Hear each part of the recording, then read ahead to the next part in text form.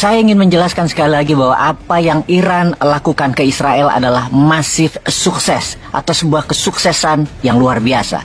Media Barat tidak mengerti. Sekali lagi, mereka memelintir berita sesuai dengan informasi pihak Israel. Seperti apa yang media Indonesia selalu dapatkan dari sisi sekutu, dari sisi Israel. Kita jelaskan ya. Ini adalah serangan multi-strike atau dari banyak sumber yang dikoordinasikan dengan rapi, dengan sangat teliti. Baru pertama kali dalam sejarah dunia hal ini bisa dilakukan. Serangan bersama dari 5 negara berbeda. Sekali lagi, secara bersamaan dari 5 negara berbeda. Seluruh pasukan perlawanan dari Yaman, Lebanon, Suriah, Irak, Iran secara serentak bersamaan mengirimkan serangan udara. Mulai dari roket, misil, drone, hingga rudal balistik antar benua yang diterbangkan ke atas atmosfer lalu menukik ke bawah. Serangan nyata serentak ke Israel. Rudal Iran masuk ke pertahanan udara Israel, ke wilayah Israel dan mengenai pangkalan militer strategis Israel dan markas intelijen Israel. Sangat spesifik, sangat tepat dan kena, termasuk pangkalan pasukan yang menyerang kantor duta besar Iran di Damaskus, Suriah yang membunuh 8 orang termasuk 2 jenderal utama pasukan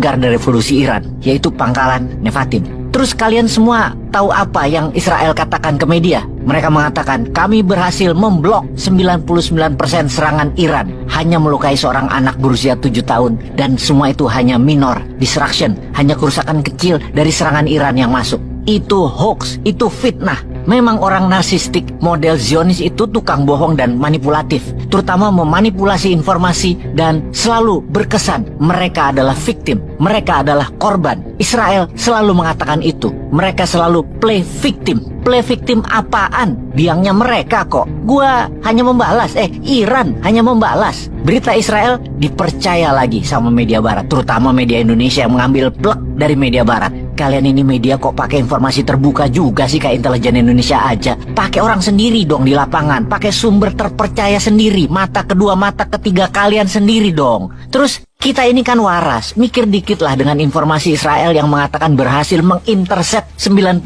serangan Iran. Namun kita bisa lihat bahwa Israel tergopoh-gopoh, kelabakan dan bahkan kebingungan. Karena kantongnya dalam semalam jebol. Mereka harus mengeluarkan uang $1 billion lebih untuk mengatakan memblok 99% serangan Iran. Sementara Iran hanya mengeluarkan dana tidak lebih $50 juta dalam serangan terkoordinir rapih tersebut. Hanya 5%-an ongkos perangnya Iran dibandingkan Israel. Itu super smart, itu pinter pol. Dengan modal kecil, seluruh dunia geger. Seluruh Israel gemetar, termasuk Amerika, Inggris, ditambah Perancis kelabakan atas serangan Iran tersebut. Kita hitung lagi matematisnya ya. 300-an drone, misil, rudal ditembakkan, diblok dengan $3 juta anti misil serangan udaranya Israel. Itu sebuah angka dagang yang merugikan. Dan ternyata 10-15%-nya masuk lagi ke sasaran strategis. Apa nggak kalah telak gitu Israel? Dari sisi Iran, artinya data intelijen Iran akurat. Mereka tahu di mana markas Nevatim, di mana pasukan Mossad, tahu kekuatan udara Israel, tahu lokasinya, tahu cara mencegahnya,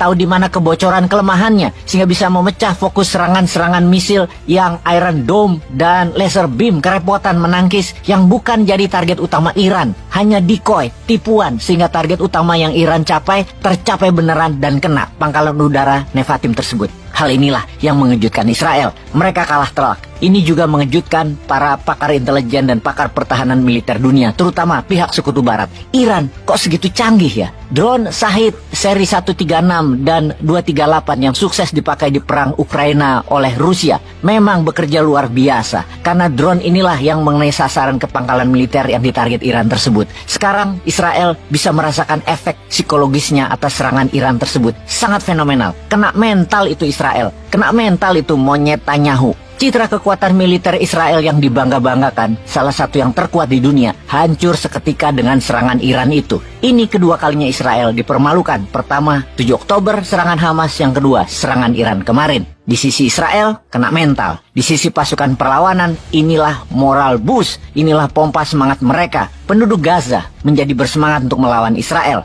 Hamas pun demikian. Juga Hizbullah dan Al-Quds, serta Houthi, tentunya para Iranian. Kemarin pasukan Iran berparade militer di Teheran, menyambut kemenangan dan menunjukkan flexing kekuatan militer mereka dengan pawai membawa mengarak drone Shahid, roket, misil, dan rudal balistik milik Iran. Apa yang dilakukan Iran, tidak ada satu negara pun pernah melakukannya. Sing adalah